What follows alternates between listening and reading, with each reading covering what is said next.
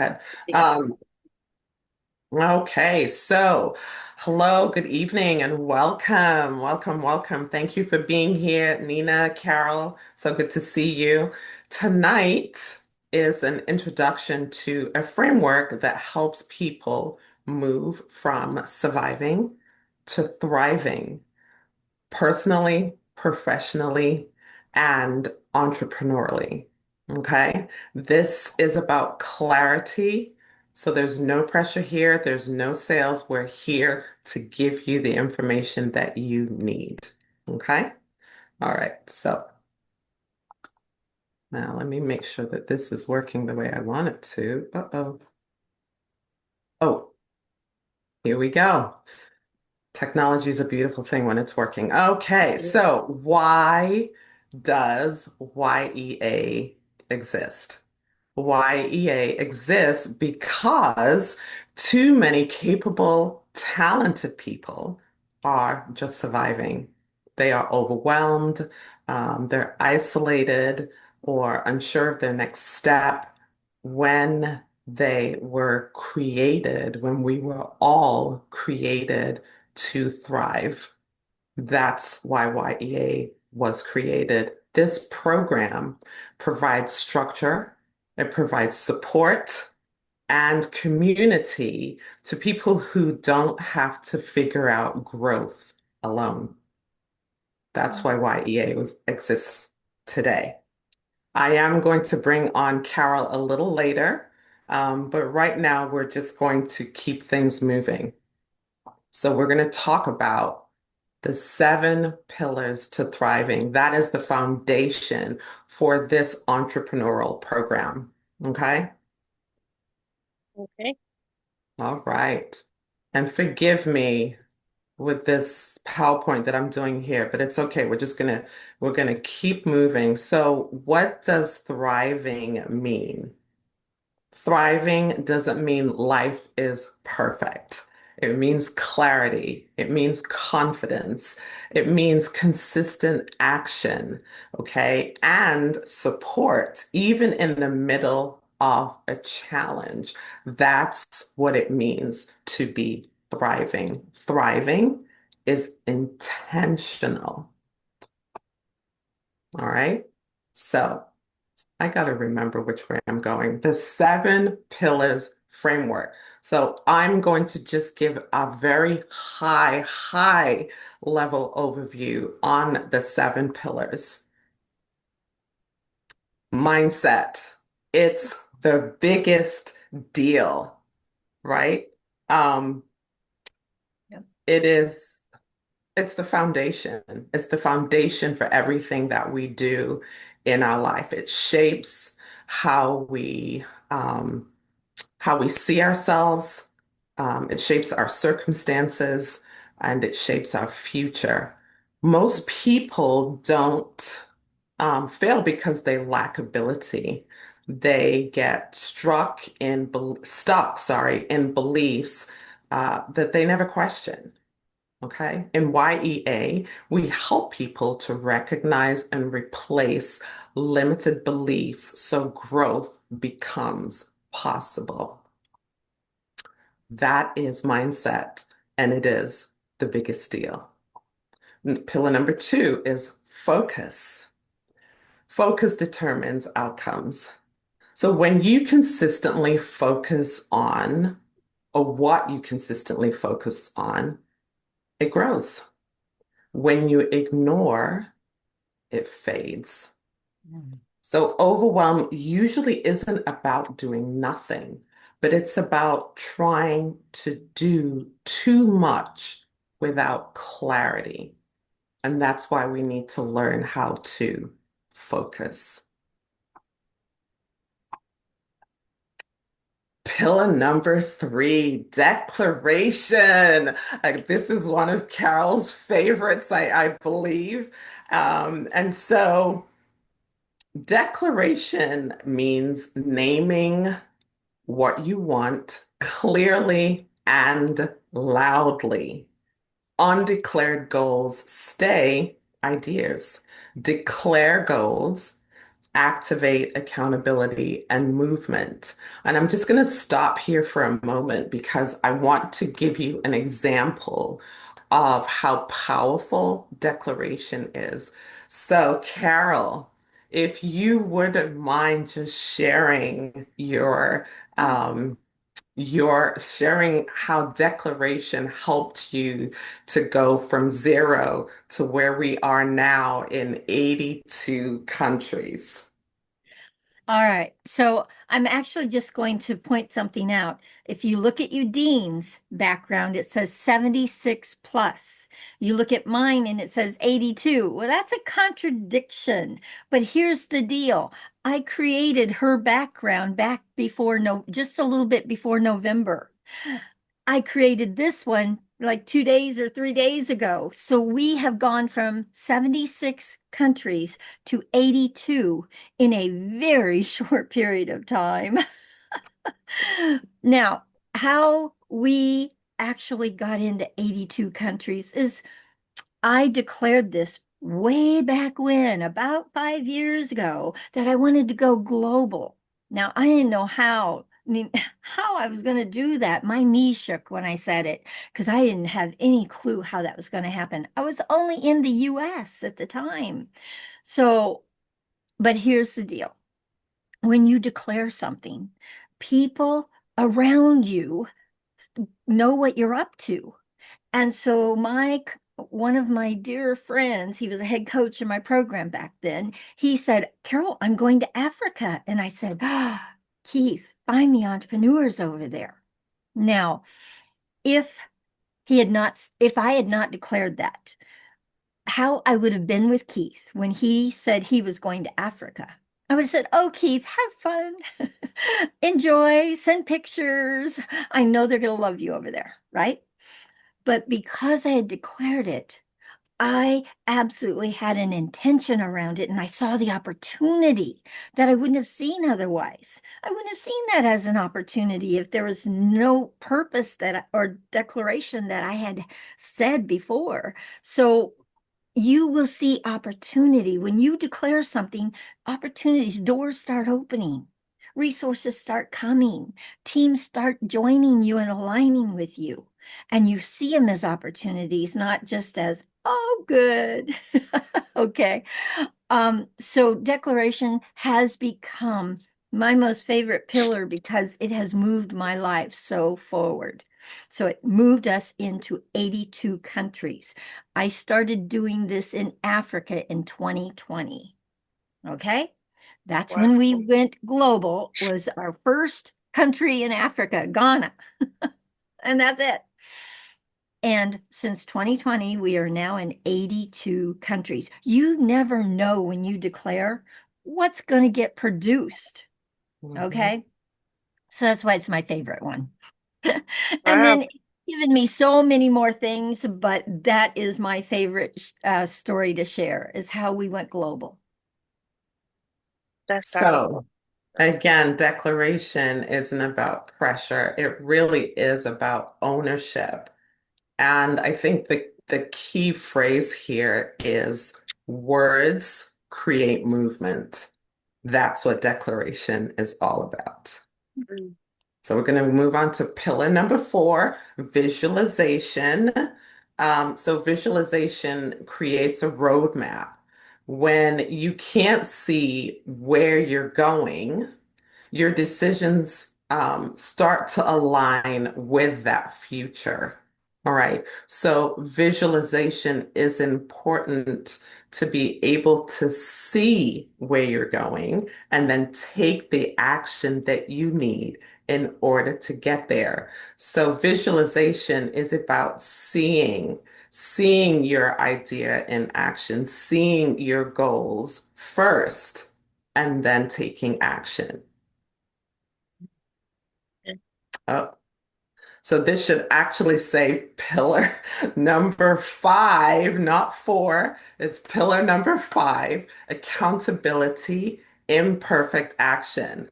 And so I am going to say right here and right now that uh, this would have bothered me. The fact that it says pillar number four, and we've already done pillar number four, and it would have just thrown me off because I'm a perfectionist, right? But here we are. This is pillar number five, and I'm okay with it. I'm not perfect. It took me a while to get there, but being in this program helped me. Is not necessarily. I can make those changes later, and that's exactly what I'm going to do. So that next week, this is actually this is actually going to say pillar five next week, but that's okay. It's pillar five. It's accountability, imperfect action, and I'm a perfect example of imperfect action. All right, so growth doesn't wait for perfect conditions. Imperfect action builds momentum. Accountability keeps momentum alive. All right, so progress beats perfection every single time. And I'm here to tell you that that is so true. All right, pillar number six, creativity and collaboration. This is where you tap into your greatness. All right, this is creativity unlocks what's inside of you.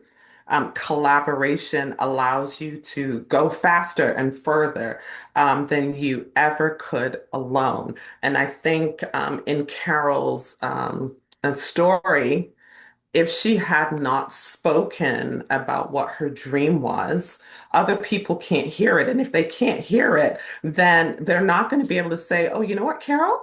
I can help you. I have a resource for you. I would like to partner with you. Okay. So if you notice all these pillars, they all interlock. But the foundation of everything that we're talking about is the mindset, because you can't get to pillar number six if your mindset um, is not in that growth format, right? It is the biggest deal for sure.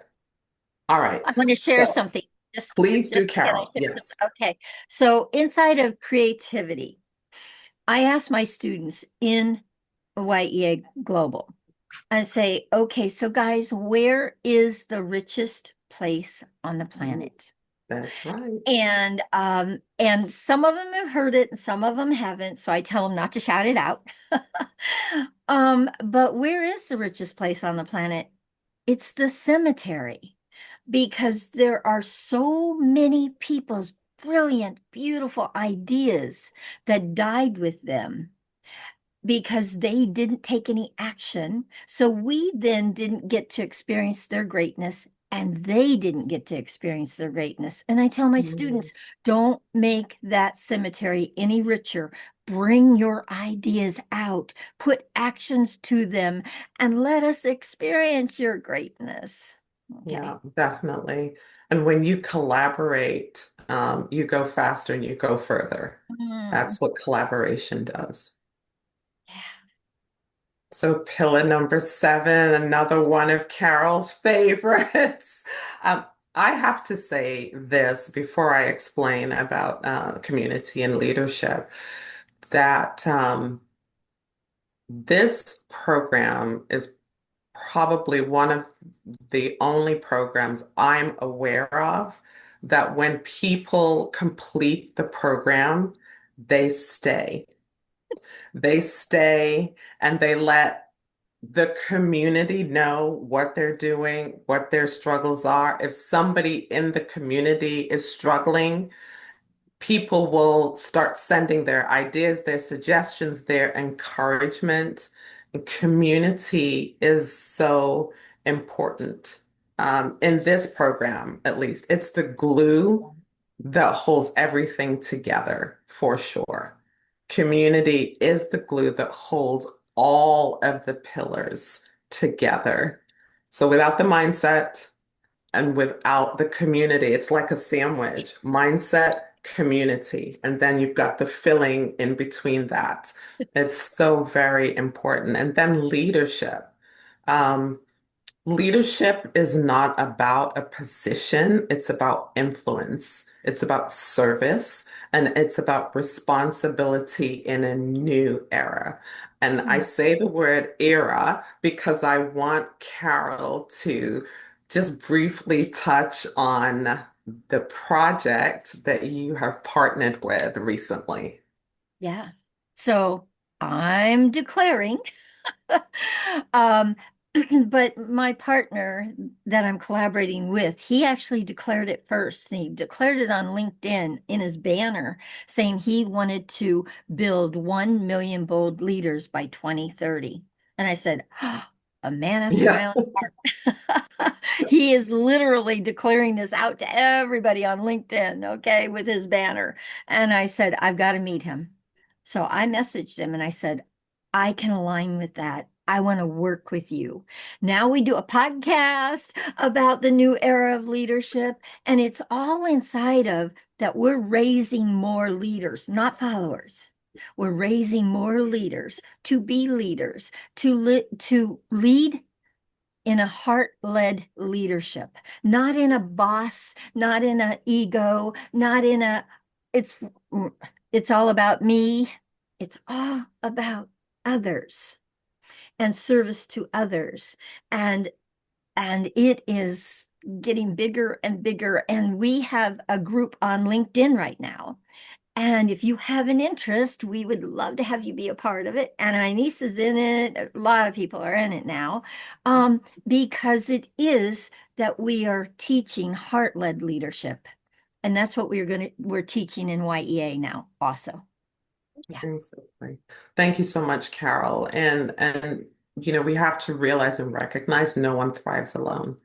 No one thrives alone. We do need that collaborative spirit. We do need that community in order to get those ideas out of our heads, okay, out of our heads and into action. All right, so those were the seven pillars. Just real quick, real brief. Um, the YEA program is a 10-week. The word I like to use is experience.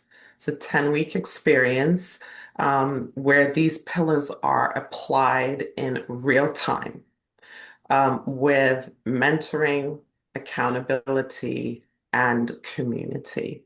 So, what I want to do at this stage, Nina, is ask if you have any questions. Open it up and ask if you have any questions. Is there anything that you would like to get clear on? And how can we help you get to that next step? And in your case, it's being a co-facilitator. So excited for you. Thank you. Um, I definitely like the seven pillar idea. I definitely like all of them were strong. They all stood out to me. The last one, community and leadership. I like the part where you said, you thrive when you work together, like with a community of people, with a team of people. It's pretty much, I mean, maybe not impossible, but it'd be pretty close to impossible to start an organization, a company, whatever um program you're trying to come up with by yourself. And Mhm. it would take away from the experience in itself. Um I found the creativity and the collaboration, I really resonated with that because I'm at a point right now in this situation where I'm like trying to figure out whether or not what's the next right move for me, educationally wise, um whether or not what to take up to go if I do go to grad school. So this get your mindset right first before anything else. I thought that Yeah. that was so strong and that really stood out to me. I guess I'm just curious to see what else is going to entail in the role of becoming a co-facilitator. Hmm. Okay. Carol, do Okay. you want to speak to that I a can little answer. bit? Yeah, I Yeah. can answer that. So, Nina, as a co-facilitator in our niece's program, it is honestly you being on her team to really and truly have that course be a thriving course. Okay. And what that looks like as a co-facilitator is you would be getting trained to lead pieces of the course. You will be an educator. If that is something that you love doing, this is a place for you, because you're going to take on some different pieces. Now, will you deliver the whole course? No, but you'll deliver different pieces because in each class, I have at least 4 or 5 people that deliver different things. It's my class. Annalise's course will be a class will be 2 hours. So there will be different pieces of the course that you do every week. And so you might say, oh, I want to do this piece every week. Or, oh, I want to learn how to do a few different ones. And you can do that. Um, but as a co-facilitator, you would be help supporting Anais in putting people into the program, into her course. And an active course is 25 students. But if you have 50 students, big difference. Difference in the course itself at 50 students than 25. But the big thing is this. As a co-facilitator, first of all, the perk is you do not pay for the program. Okay. The program, her pilot program is $995, her first course. Her second course is $14.95 because that is what I charge. But in the pilot program, we're charging $9.95. And you won't have to pay that ever because you are a leader in her program. Okay, so that's one nice thing.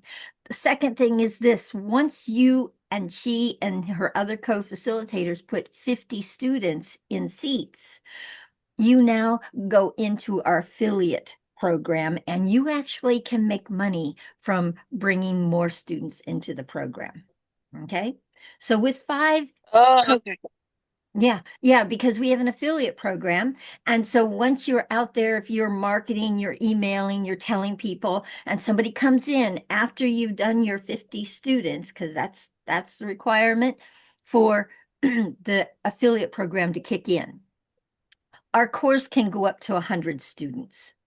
I don't wish that on Anais in her first course. I want to see her have 50, 51 students, okay? I don't wish you have 100, because I think that will be a little challenging when you haven't led it before. And Anais, I will be there. I've got your back, and I will be there and supporting you every step of the way inside of it. And I'm going to be in the background. You are the director for this program. So Nina, inside of being a co-facilitator, once you and the team has put 50 students in, you guys will, all the co-facilitators, and Anise, something else happens for her around the affiliate program, but all the co-facilitators can now participate in our affiliate program, and you'll make up to 30% of a 40% registration. Okay. So you'll make anywhere from how that affiliate program works is 1 to 10 registrations inside the affiliate course, you'll make 15%. And then it goes up 5% all the way up to 31%. Okay. So that's how, so Okay. it can be very lucrative. So you would be definitely getting compensated for really going out there and inviting people, a lot of different people to it. Okay.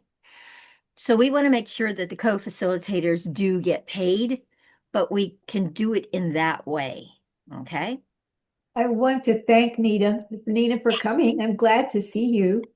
Yes. And we'll I'm have glad more, to see you guys too. yeah, we'll have more conversations about this. But another thing that Eudine shared with me is there's an opportunity, Nina, for someone like you who are you're looking at continuing on with your professional education, where you might be able to also earn some continuing education credits, which I think is super. So I wanted to just remind us that that's an option. Okay, so I'm just saying hi, Omar, and I'm gonna go away now. Hi, Omar. Welcome. Hey, Omar. Okay. Yeah, absolutely. So, um, any other questions that I can answer for you? Not at the moment. Okay. Okay. So definitely schedule a time to meet with Anais, and so you can, discuss the co-facilitator role a little more. She does have the thing I love about this program is that you know, when you have an idea, and this I think falls back to imperfect action, you put it out there, but then as you're going through, you recognize, oh, this piece is missing. Oh, I need to tighten this up a little bit. And so one of the things that we did, Carol and I collaborated. Collaboration, there you go. Carol and I collaborated and we came up with an onboarding process for our directors and also a training checklist for our co-facilitators, which we didn't have. This is brand new. So you are, yes, I Anais. already gave it to her. Ah, good for you. You are so on the ball.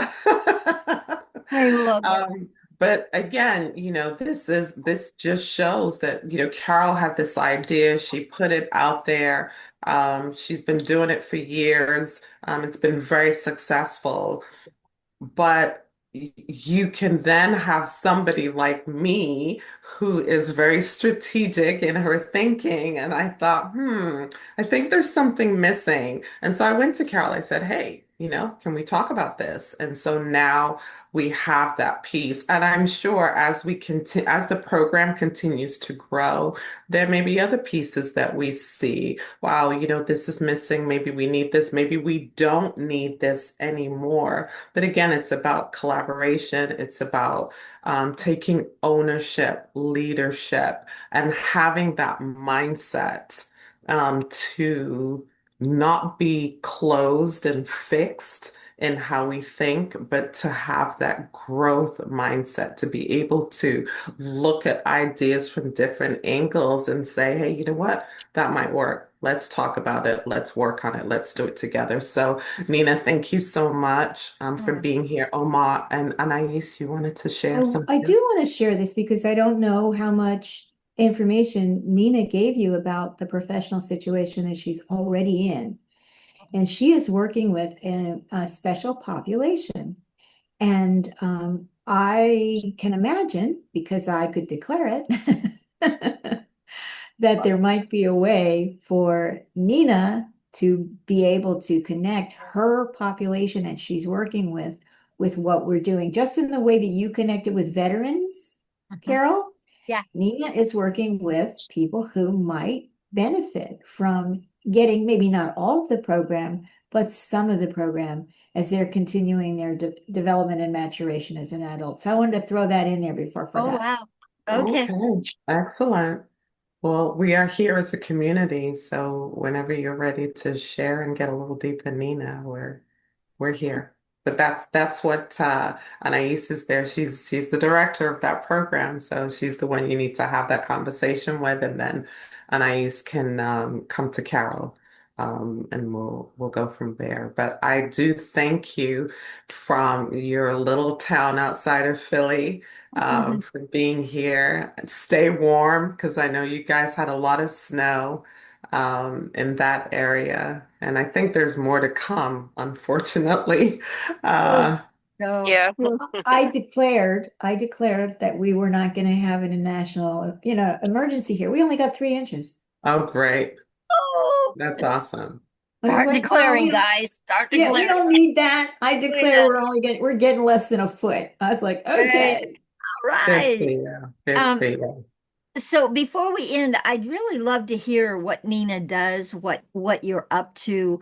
I love You want to hearing. stop the recording, Carol, and then she can No, share? no, I No, actually you want wanted to keep it to going? share it Okay. right on the recording. Yeah. Okay. I'd love to hear more about you, Nina, and like, what are your goals and dreams? What interests you in and thinking about being on her team as a co-facilitator, but it sounds to me like you're an educator. So I already kind of know, but I want to hear it from you. So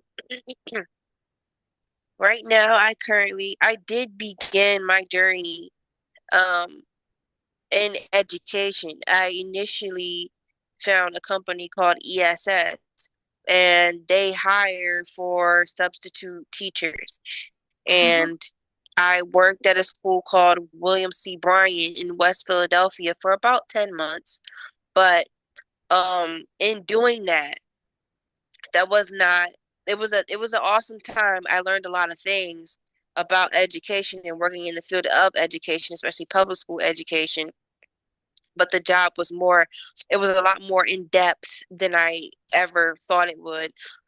I went ahead and applied for a program to basically join like a cohort for aspiring student teachers to they kind of pay for you to go to grad school, and as long as you teach during the day and go to school during the night.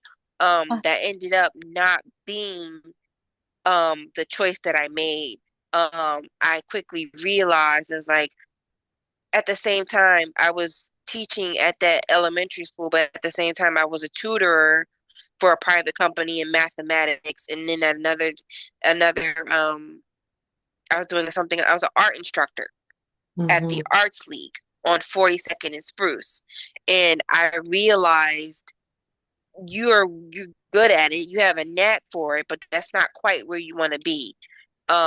But out of that whole situation, I realized I enjoyed working with the special education classes, and Hmm. I had found this company called mhm. the Stepping Stones Group, and they had reached out to me and they were like, "We think you'd be an excellent fit for this." So I ended up doing the interview to be because they like to have the sped teachers have prior experience, probably I would say around 2 to 4 years of prior experience working as a substitute sped teacher. They were like, so we didn't want to put you in that position, but we want to put you in a behavioral health technician position, which is basically in RBT. That's not I have to get registered to be a RBT. Right now, I'm a BHT. Um, so that's what I currently do right now. I work with adolescents. I work with my first client is, I want to say about 11, 12 years old. She's more the extreme case of autism. Um, Working with her has been a huge learning experience for me. Um, um just kind of, even though I feel like I've been in the program for over 3 years almost, I still feel like I'm still somewhat new to this, but I enjoy it so much more. I Oh, never in a million years thought that I would feel this good making an impact on young lives. Hmm. And you know I was like, you know what? There's a path here. Like I could become an RBT and eventually go to grad school and become a BCBA, or if I don't want to stay specifically working with autism but still stay in the mental health profession, I could become an LPC. And I feel like I have a knack for that more so because I'm so much more well versed coming from somebody who survived such, you know, traumas and things like that based on a niece knows what I'm talking about. I wrote a collective of poems called Water, and I feel like, you know what? This is like something that could really work for me. Like mm, I just got asked to do a poetry reading at mhm. for some guy's company in Delaware County. And I'm like, this could work for you. So I'm like telling myself, yeah, I'm telling myself, start that page. I have my little social media on TikTok, and I'm like, just start putting out your work and gaining more like recognition, maybe likes for it. And you never know what could happen. You could, and then as soon as all this is happening, I meet Anais. And I'm like, and I had no idea. I had no clue what she did. I had no clue who she was. I didn't know her position. I had no idea. So I'm like, this must be an opportunity that's meant for me. Um, Going forward, I feel like, you know what, you may as well because you know, I'll never say no to learning more. I feel like I'm a sponge. You know, I love to just soak it all up. Um, as an educator, I do not wish to work with younger people. I'd rather work with young adult to adult. Hmm. That's where I feel like my niche really is. Yeah. But definitely in the behavioral health, mental health part of it. It's just it honestly it blows my mind. Wow. And Wow. yeah. I Well, just, because I've worked at that population as well, there's crossover with what YEA is doing. And some of the units are specific. You know, just even talking about mindset, just even talking about imperfect action, Mhm. creativity, these units could be very well applicable to adults or parents of children Mm. who need to adapt. And hmm. so that's why I thought it would be interesting to invite Nina to come. Absolutely. And Nina, I've actually worked with at-risk teens. I did that for over 20 years, doing coaching and mediation. And you have to be a special kind of someone to work with that population. I did it for 20 years. And I always tell people if you are going to work with teens, you have to love teens, first of all, and you have to love what you do because they will know immediately if you are just doing it for the money. You don't get paid that much anyhow, so you better be in it because you love it. But I was thinking the other day, Carol, just how, excuse me, this program would be so good, but for yes, you did that for teens, even at risk, and give them hope because really when you dig down, the majority of these kids, they do have thoughts and ideas, but they either come from a home where that is not encouraged or they're hanging out with the wrong people who don't have a growth mindset. And so they just follow along. And if we can just tap into that and change their mindset and find out what it is that they want to do in life, wow. Yeah. That's another area right there. But anyhow, I do want to be mindful of everyone's time. Nina, thank you so much for coming. Oh, I hope that we've really. been able to inspire you and again, just, get with Anais. And thank you, Anais, for showing up. I Mm. appreciate that. Omar, thank you as well for coming. I appreciate you. And Carol, always, I love and respect you so much. So thank you, everyone. And with that, we are going to say good night. Thanks, Oh, Eudine. Thank you, Carol. wow. Can you turn off your PowerPoint for a second so we can all kind of see one another? Oh, sure.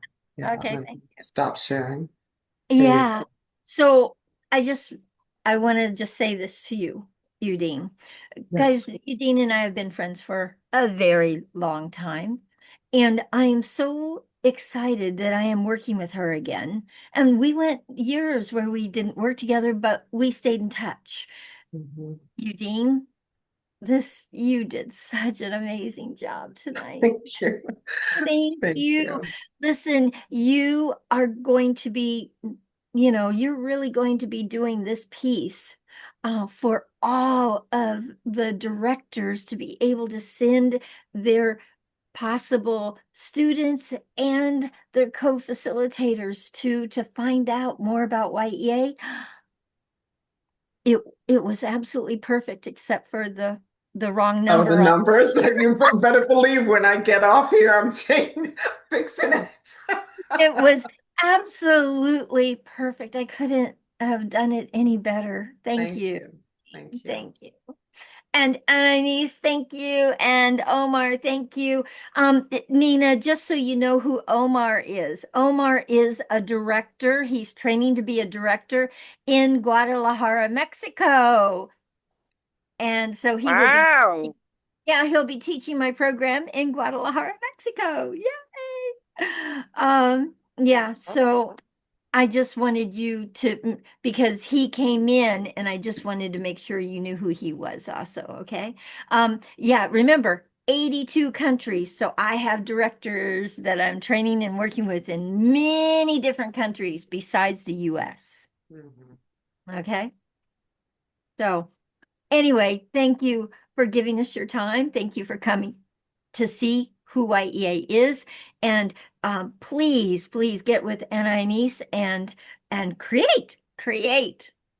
Okay, Okay. Anais, thank you. Thank Yeah, you for Nina's awesome. So, we'll figure it out and we'll see if we can co-create something. But I really wanted her to have an understanding of what's going on and so she could appreciate it. So thank you, Eugene. Thank you, Carol. Thank Thank you, yeah. you. Omar. Thank you, Okay. Omar. Okay, bye Have a nice guys. Have a good night, Bye-bye. everyone. Good night. Bye-bye. I'm gonna stop.